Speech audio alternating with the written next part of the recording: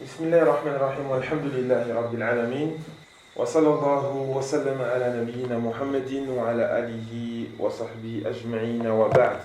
On continue aujourd'hui, Inch'Allah Ta'ala, cette série de cours concernant la lecture et l'explication du livre de l'unicité par l'imam Mohammed ibn Abdel Wahhab rahimahullah Ta'ala. Et on était arrivé à la parole de l'auteur, Babu Maja'a fi Sihr, le chapitre concernant les textes liés à la sorcellerie. Ici, l'auteur, rahimahullah, dans ce chapitre, il va nous citer des textes qui montrent le caractère dangereux de la sorcellerie et la sentence donc qu'ont appliqué les compagnons, la sentence donc que les compagnons ont déterminée pour les sorciers. Et le lien qu'il y a entre ce sujet et le livre, c'est tout simplement, chers frères, barakallahu fikum, que la sorcellerie, il y a dans la sorcellerie, on a déjà vu précédemment, il y a deux formes importantes de sorcellerie. Il y a une sorcellerie qui fait sortir l'individu de l'islam, qui le fait apostasier. Et cette sorcellerie, c'est la sorcellerie qui est liée au diable, le fait d'œuvrer avec les diables, car la personne, pour œuvrer avec les diables, afin que les diables lui donnent ce qu'elle veut, la personne sera dans l'obligation d'accomplir des actes de mécréance. Et donc cette sorcellerie, elle fait sortir de l'islam chez les imam al-arba'a, chez les 4 imams des écoles de jurisprudence connues. Et il y a une autre forme de sorcellerie qui est clairement, c'est donc une grande transgression, un grand péché, mais cette sorcellerie ne fait pas forcément sortir de l'islam, c'est le fait d'utiliser des potions, des antidotes, sans forcément, qui sont enivrantes, sans forcément passer par les diables. Cette sorcellerie ne fait pas forcément sortir de l'islam, mais si la personne voit ou dit que cette sorcellerie est licite, alors là, la personne sort de l'islam, car elle aura rendu licite ce qui est connu, donc ce qui est formellement connu, ce dont son caractère illicite est connu de tous les musulmans. Et donc la sorcellerie, barakallahu fikum, est un danger pour la religion, puisqu'elle fait les individus sortir de l'islam. C'est un danger pour la raison, puisqu'elle va s'attaquer à la raison de la personne, afin que la personne s'éloigne de son époux ou de son épouse, ou que la personne aime une personne qu'elle n'aime pas, etc. Et donc la sorcellerie va s'attaquer à la raison aussi. La sorcellerie peut aussi causer la mort de certaines personnes, et aussi la sorcellerie va s'attaquer aussi à l'honneur, au bien des gens. Et donc la sorcellerie va toucher ce qu'on appelle ad-darurat al-khams, les 5 nécessités que l'islam vient protéger. L'islam vient protéger 5 nécessités, et la sorcellerie va s'attaquer à ces 5 nécessités, ces 5 éléments. Et donc il est important, barakallahu fikum, de comprendre le danger de la sorcellerie, et qu'il est important d'en parler dans ce livre, Kitab al-Tawhid, le livre de l'unicité. Et d'ailleurs, l'imam al-Shafi'i, rahimahullah, il dit, comme dans son livre Al-Umm, il nous dit إذا تعلم السحر قلنا له صف لنا سحرك فإن وصف ما يوجب الكفر مثل ما اعتقده أهل بابل من التقرب إلى الكواكب السبعة وأنها تفعل ما يلتمس منها فهو كافر وإن كان لا يجب الكفر فإن اعتقد إباحته فهو كافر. Et donc l'imam al-Shafi'i rahimahullah, il nous dit, lorsque la personne apprend la sorcellerie, alors on lui demande, décris-nous la sorcellerie avec laquelle tu travailles. Alors s'il nous montre ce qui implique la mécréance, comme la croyance qu'avaient les gens de Babel, donc c'est-à-dire les gens de Babylone, lorsque ces gens-là donc se cherchaient à se rapprocher, à faire des actes d'adoration pour les étoiles, pour les 7 étoiles, et que ces étoiles-là donc faisaient ce que les gens voulaient et demandaient à ce moment-là, alors s'il fait cela, celui-ci est un incroyant. Mais par contre, s'il fait ce qui n'implique pas la mécréance, mais par contre qu'il a la certitude, qu'il a la conviction, qu'il a la croyance que ce qu'il fait est licite, alors là aussi c'est un incroyant. Ensuite, l'auteur, rahimahullah, il nous cite un verset, il nous cite la parole d'Allah tabaraka wa ta'ala. وَلَقَدْ عَلِمُوا لَمَنِ اشْتَرَهُ مَا فِي الْآخِرَةِ مِنْ خَلَاقٍ. Et donc il nous cite cette parole وَلَقَدْ عَلِمُوا لَمَنِ اشْتَرَهُ مَا فِي الْآخِرَةِ مِنْ خَلَاقٍ. Et certes, ils savent pertinemment que celui qui choisit d'acquérir celui-ci, donc ce pouvoir, la sorcellerie, la magie, alors il n'aura aucune part dans l'au-delà. Ici, on va lire le verset, Inch'Allah ta'ala, entièrement. Allah tabaraka wa ta'ala, qui nous dit dans son livre وَاتَّبَعُوا مَا تَتْلُو الشَّيَاطِينُ عَلَى مُلْكِ سُلَيْمَانَ وَمَا كَفَرَ سُلَيْمَانُ وَلَكِنَّ الشَّيَاطِينَ كَفَرُوا يُعَلِّمُونَ النَّاسَ السِّحْرَ وَمَا أُنزِلَ عَلَى الْمَلَكَيْنِ بِبَابِلَ هَارُوتَ وَمَارُوتَ. Et certes, ils ont suivi ce que les diables disent concernant le royaume de Sulayman. Mais Sulayman n'a pas mécru. Cependant, ce sont les diables qui ont mécru. Ils enseignent aux gens la sorcellerie. Ils enseignent aux gens la magie. Ainsi que ce qui a été descendu aux deux anges, Harut et Marut, à Babylone. وَمَا يُعَلِّمَانِ مِنْ أَحَدٍ حَتَّى يَقُولَا إِنَّمَا نَحْنُ فِتْنَةٌ فَلَا تَكْفُرْ فَيَتَعَلَّمُونَ مِنْهُمَا مَا يُفَرِّقُونَ بِهِ بَيْنَ الْمَرْءِ وَزَوْجِهِ وَمَا هُمْ بِضَارِّينَ بِهِ مِنْ أَحَدٍ إِلَّا بِإِذْنِ اللَّهِ وَيَتَعَلَّمُونَ مَا يَضُرُّهُمْ وَلَا يَنْفَعُهُمْ وَلَقَدْ عَلِمُوا لَمَنِ اشْتَرَاهُ مَا لَهُ فِي الْآخِرَةِ مِنْ خَلَاقٍ وَلَبِئْسَ مَا شَرَوْا بِهِ أَنفُسَهُمْ لَوْ كَانُوا يَعْلَمُونَ. Et ils n'enseignent celle-ci, c'est-à-dire les anges, ils n'enseignent celle-ci, cette sorcellerie, cette magie, ils ne l'enseignent à quiconque avant de lui dire, certes, nous sommes une épreuve, alors ne m'y crois pas. Alors ces gens-là donc, vont apprendre d'eux ce qui va leur permettre de séparer l'homme de son épouse. Mais ils ne font du tort à quiconque par celle-ci, ils ne font du tort à personne sans la permission d'Allah. Et en réalité, ils apprennent ce qui est un mal pour eux et qui ne leur est pas profitable. Mais ils savent pertinemment que celui qui choisit, donc, comme on a dit précédemment, qui choisit d'acquérir ce pouvoir, il n'aura aucune part dans l'au-delà. Et quelle donc mauvaise, donc et comme est mauvais, comme est vil, ce pourquoi ils ont vendu leurs âmes, si seulement ils savaient. Si seulement ils savaient. Il y a dans ce verset plusieurs points importants. C'est premièrement donc l'innocence de Sulayman quant aux accusations des incroyants et le fait que Sulayman n'a pas utilisé la sorcellerie ou la magie, mais que ce sont les diables qui faisaient cela. Il y a aussi dans ce verset le fait que la sorcellerie c'est quelque chose de concret et de réel, qui va avoir un impact sur le corps et sur le cœur des gens, comme Allah tabaraka wa ta'ala le dit,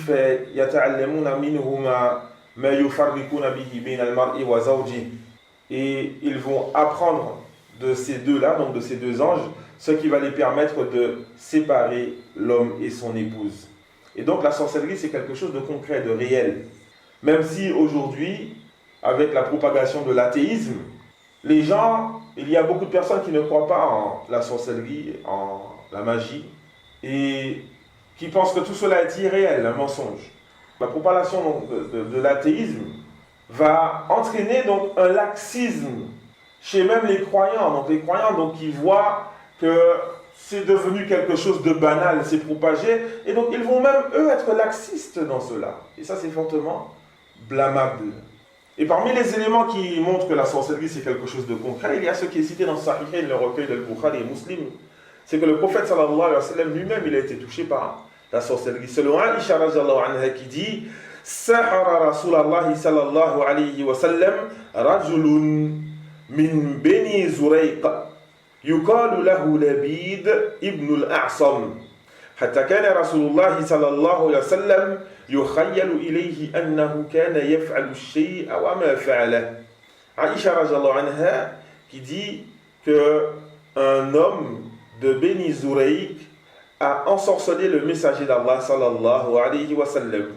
Il a dit que son nom est Labid ibn al-A'sam, à tel point que le messager d'Allah sallallahu alayhi wa sallam pensait avoir fait quelque chose alors qu'il ne l'avait pas fait. Et bien entendu, le fait que le prophète sallallahu alayhi wa sallam a été touché par la sorcellerie, cela n'a pas d'impact sur la révélation. Car Allah tabaraka wa ta'ala l'a protégé concernant la révélation, mais concernant la sorcellerie, alors c'est un être humain, concernant les sujets mondains, il pouvait donc, sallallahu alayhi wa sallam, se tromper, etc. Mais concernant la révélation, alors non, car Allah tabaraka wa ta'ala l'a protégé. L'auteur qui nous cite aussi, rahimahullah, la parole d'Allah, yu'minuna bil jibti wa tarut. Ils croient au jibt et au tarut. Ceci est en réalité donc une partie du verset quand Allah tabaraka wa ta'ala il nous dit alam tara ila alladhina utu nasiban min al-kitab yu'minuna bil jibti wa tarut. Ne vois-tu pas ceux qui ont eu une part du livre et qui croient au jibt et au tarut? Qala Umar al-jibtu sihr wa tarut al-shaytan. Et donc Omar radiyallahu anhu qui dit al-jibtu c'est la sorcellerie et al-tarut c'est le shaytan, le diable. Et donc ces gens-là ils ont cru à la sorcellerie ainsi qu'au tarut malgré le fait qu'ils aient un livre, malgré le fait qu'Allah tabaraka wa ta'ala a fait descendre sur eux un livre. Et ça, il y a en cela, barakallahu fikum, le fait de mettre en garde le musulman. Ne pense pas que parce que tu as accepté certains éléments de l'islam, que cela veut dire que tu vas forcément rester musulman. Et ce n'est pas parce que tu as le livre d'Allah tabaraka wa ta'ala dans ta voiture, dans ta maison, que ça veut dire que tu ne vas pas sortir de l'islam. Et donc il est important qu'on prenne conscience de cela. Ces gens-là, ils ont cru. Allah, il a clairement dit yu'minuna bil jibti wa tarut. Ils croient au jibt, la sorcellerie, ainsi qu'au tarut. Et donc ils ne croient pas en Allah tabaraka wa ta'ala, alors qu'ils ont eu une part du livre. Et donc le musulman doit se méfier de la sorcellerie. Ensuite, il nous dit, rahimahullah, wa qala Jabir, at-tawaritu kuhan. كان ينزل عليهم الشيطان في كل حي واحد. Et donc l'auteur qui nous dit, et Jabir, il a dit, les tawarit sont des voyants. Al-Shaytan, le diable, descendait sur eux, et il y a, dans chaque quartier, il y en a un. Et donc ici, Jabir radiallahu anhu, il nous a expliqué le mot at-tarut, avec le pluriel ici, at-tawarit. Il nous a expliqué le mot at-tarut avec un exemple. Il nous dit, donc, attention, ce n'est pas toute l'explication du mot tarut. Ici, il nous montre un exemple de ce qui est voulu par at-tarut. Et donc, il nous dit que ce sont les voyants. Et donc, on comprend au Shafir, barakallahu fikum, que les voyants, ils travaillent avec les diables. Comment est-ce que le musulman, comment est-ce que le croyant peut aller voir ces gens-là qui travaillent avec les diables? Allah tabaraka wa ta'ala qui dit dans son livre Inna ja'alna shayatina awliya'a lilladhina la yu'minun. Certes, nous avons fait des diables des alliés pour ceux qui ne croient pas. Comment est-ce que le croyant peut aller voir ces gens-là? Comment est-ce que le musulman peut délaisser le fait d'invoquer son Seigneur, son Créateur, lorsqu'il a des problèmes et des difficultés, et ensuite aller voir des diables, aller voir des gens qui travaillent avec des diables?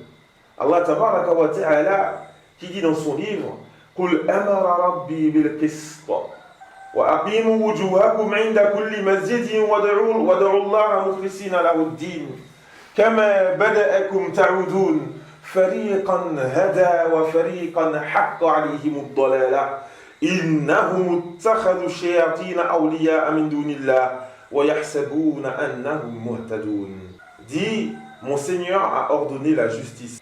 Et que vous vous dirigiez, donc que vous accordiez à Allah tabaraka wa ta'ala un culte exclusif dans vos prosternations et que vous invoquiez Allah exclusivement comme de la même manière qu'il vous a créé premièrement, alors vous allez retourner. Il y a une partie dont Allah tabaraka wa ta'ala les a guidés, fariqan hada, et certains qui méritent l'égarement. Ils ont certes pris les diables comme alliés en dehors d'Allah et ils pensent être bien guidés. L'auteur qui continue, rahimahullah, qui nous dit, selon Abu Huraira, radiyallahu anhu, أن رسول الله صلى الله عليه وسلم قال اجتنبوا السبع الموبقات. Et donc selon Abu Huraira radiyallahu anhu, que le messager d'Allah sallallahu alayhi wa sallam a dit, éloignez-vous des 7 péchés capitaux. قالوا يا رسول الله وما هن. Il dit, ô messager d'Allah, et quels sont ces péchés, quels sont ces 7 péchés capitaux? Il a dit, sallallahu alayhi wa sallam, ash-shirku billah, l'association à Allah, le polythéisme, wa sihr, ainsi que la sorcellerie, wa qatlu nafsi allati harrama Allahu illa bil haqq, et le fait de tuer ceux que Allah a interdit de tuer, wa aklu riba, le fait de prendre de l'usure, wa aklu mal yatim, le fait de manger l'argent de l'orphelin, wa tawalli yawm az-zahf, le fait de fuir durant une bataille, wa qadhful muhsanatil ghafilatil mu'minat, et le fait de taxer les croyantes innocentes et chastes, le fait de les taxer de fornicatrices. Voilà les 7 péchés capitaux qu'a cité le prophète sallallahu alayhi wa sallam dans ce hadith qui a été cité par l'imam al-Bukhari et Muslim dans le recueil As-Sahihayn. Et déjà il faut comprendre que barakallahu fikum, ici les grands péchés ne sont pas que du nombre de 7. Il n'y a pas que 7 grands péchés. D'ailleurs il a été cité de manière authentique. Ibn Abbas radiyallahu anhuma a dit hiya lis-sab'ina aqrab, elles sont plus proches, les grands péchés, ils sont plus proches des 70 que des 7. Mais le prophète sallallahu alayhi wa sallam nous a cité ici spécifiquement 7. Cela ne veut pas dire qu'il n'y en a que 7. Les grands péchés, donc ce sont tous les péchés qui sont liés à une sentence ici-bas ou un châtiment dans l'au-delà, où Allah tabaraka wa ta'ala ou son prophète sallallahu alayhi wa sallam ont cité la malédiction concernant celui qui fait ce péché, la malédiction d'Allah qui s'abat concernant celui qui fait ce péché, ou alors la colère d'Allah, le feu, etc. Ces éléments-là qui vont montrer que ce péché fait partie des grands péchés. Et donc on voit ici dans ce hadith que la sorcellerie fait partie des grands péchés. Et d'ailleurs, le prophète sallallahu alayhi wa sallam dans ce hadith, il a cité la sorcellerie juste après le polythéisme, alors que le polythéisme est le plus grand péché, et ceci par l'unanimité des savants. Le prophète sallallahu alayhi wa sallam a cité la sorcellerie juste après le plus grand péché. Et ça nous montre encore une fois la gravité de cet acte, la sorcellerie. Alors comment pouvons-nous nous taire quant aux sorciers? Il n'est pas convenable de se taire. Je l'ai dit encore, les gens font preuve de négligence quant à ce sujet. Et quand je dis les gens, je ne veux pas dire que les musulmans, même les non-musulmans. Les chrétiens, dans la Bible, la sorcellerie, la magie, c'est interdit. Mais pourtant, aujourd'hui, alors qu'on est en Martinique, dans un endroit où le dimanche, les églises sont pleines, il y a une forte négligence quant à ce sujet. Les gens nous parlent de quimbois, de scie, d'un jeune qui faisait du mal à quelqu'un, que son grand-père est allé voir un sorcier. Tout le monde propage ça, normal, comme si de rien n'était, et les gens vont blâmer le jeune par rapport à ce qu'il a fait. Bien sûr que c'est blâmable si cette histoire est vraie, mais par contre, on ne blâme pas le grand-père qui allait voir un sorcier. Et ça montre la négligence que les gens ont quant à ce sujet, la sorcellerie. C'est devenu quelque chose de banal. Il n'est pas convenable que le musulman rentre dans cette banalité. Non, nous devons expliquer aux gens les dangers de la sorcellerie. Nous ne devons pas faire preuve de négligence. Et c'est pour cela que nous n'allons pas nous taire. Bi-idhnillahi ta'ala. Que les gens l'aiment ou pas, nous n'allons pas nous taire concernant la sorcellerie bi-idhnillahi ta'ala, et nous allons persister et continuer dans le fait de conseiller les gens et aussi de conseiller ces gens qui s'affilient à la sorcellerie afin qu'ils délaissent cela et qu'ils se repentent à Allah tabaraka wa ta'ala. Ensuite l'auteur qui nous dit an Jundub marfu'an haddu as-sahiri darbatun bis-sayf rawahu at-Tirmidhi wa qala as-sahih annahu mawquf.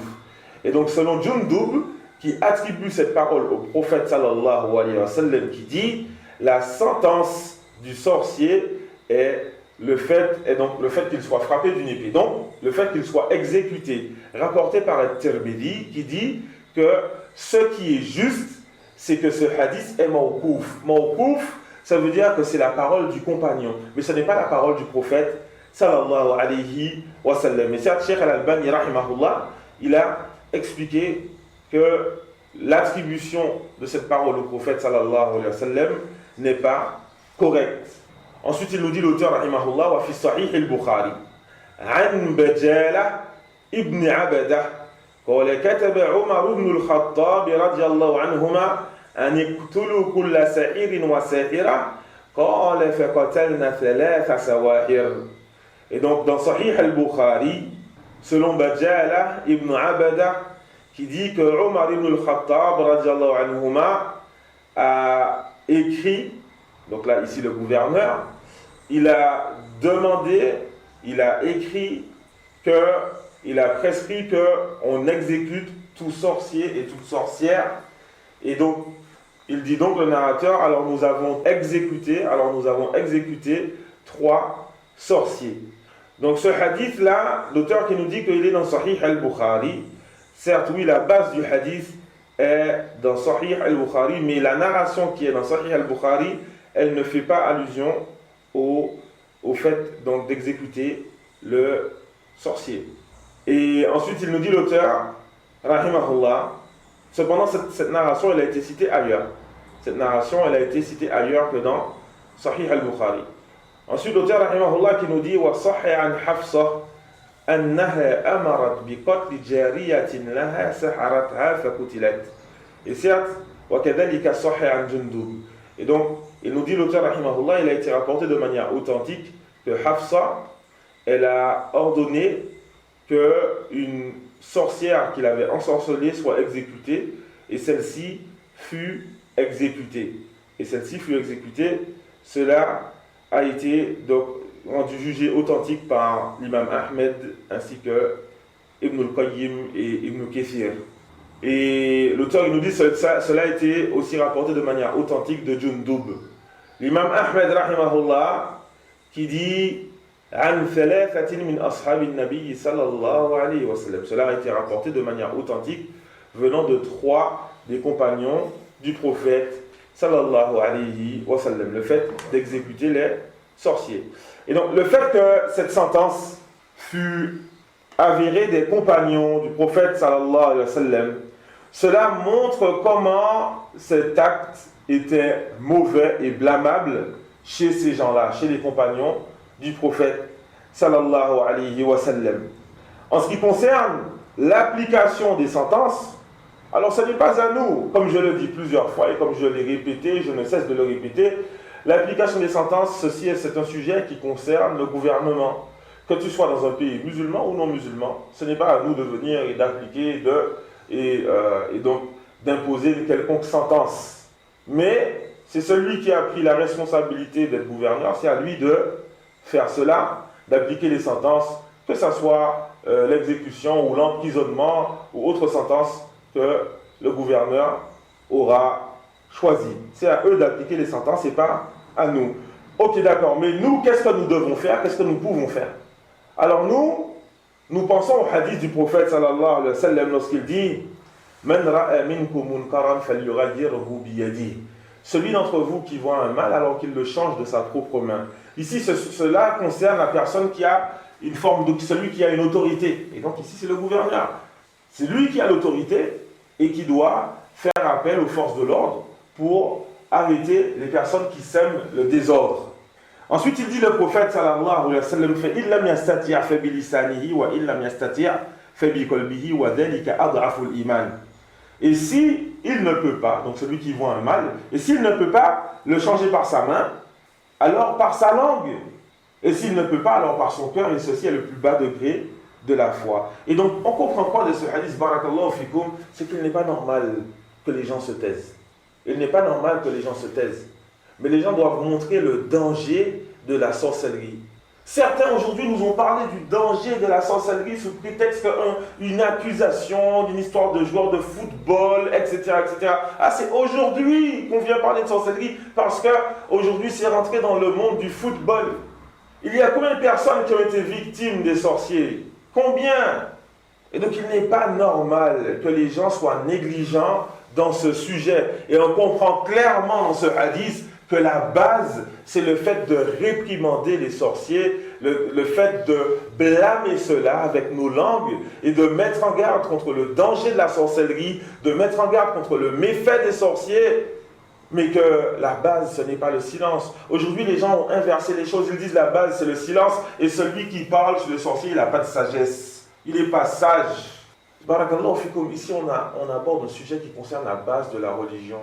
Il n'est pas normal de ne pas conseiller des sorciers. Une personne que tu vois régulièrement qui vient à la mosquée et qu'on soit là, silencieux, il rentre à la mosquée et il ressort de la mosquée comme s'il n'a jamais rien fait et comme si nous, on n'est pas au courant. Inna lillahi wa inna ilayhi raji'un. Le minimum est qu'on arrête cette personne, qu'on la conseille. On lui dit non, mais attends, on t'a vu, t'as propagé tel truc, etc., sur tel magazine, etc. Comment se fait-il que tu te prends pour un voyant, que tu penses connaître l'invisible, etc. Ceci est de la mécréance, il y a seul Allah tabaraka wa ta'ala qui connaît toutes choses. On n'est pas capable de faire ça. C'est de l'extrémisme. Le fait de conseiller une personne de délaisser la mécréance, c'est de l'extrémisme aujourd'hui.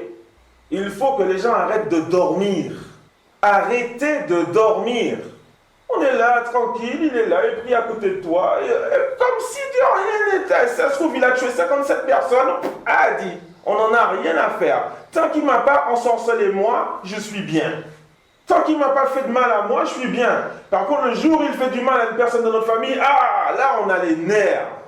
Là on est énervé. Pourquoi ? Parce qu'on a plus de jalousie pour nos propres personnes que pour la religion d'Allah. Elle est là, la maladie. On a plus de jalousie pour nos propres personnes que pour la religion d'Allah. Elle est là, la maladie qui touche beaucoup qui s'affilient à la religion musulmane, beaucoup de personnes musulmanes. Et c'est un gros problème. Ça, c'est un très gros problème. Lorsqu'une personne va s'attaquer à nos familles, va s'attaquer à nous-mêmes, on va s'énerver, etc. Mais lorsqu'une personne s'énerve et montre la gravité de la sorcellerie, ils vont dire « Ah, il n'est pas sage, oh là là, quel manque de sagesse, oh là là, regarde, il est énervé dans la mosquée, inna lillahi wa inna ilayhi raji'un » Barakallahu fikoum. Il est important de comprendre la religion comme il se doit. Il est important de lire les paroles des A'imma, les 4 grandes écoles qui voient que ceci est de la mécréance. Et donc ce que nous devons faire, barakallahu fikoum, c'est conseiller. On n'a pas demandé d'agresser quiconque. Ce que je dis, c'est que nous devons conseiller et persister dans le conseil. Continuer et ne pas laisser les gens comme cela dans l'obscurité. Voilà ce que nous devons faire. On va arrêter là pour aujourd'hui, Inch'Allah ta'ala, et on reprend la semaine prochaine, bi'idhnillahi ta'ala, toujours dans le sujet de la sorcellerie. Waffaqallahu al-jami' lima yuhibbuhu wa yardah, wa sallallahu wa sallama ala nabiyyina Muhammad wa ala alihi wa sahbihi ajma'in, wa jazakumullahu khairan.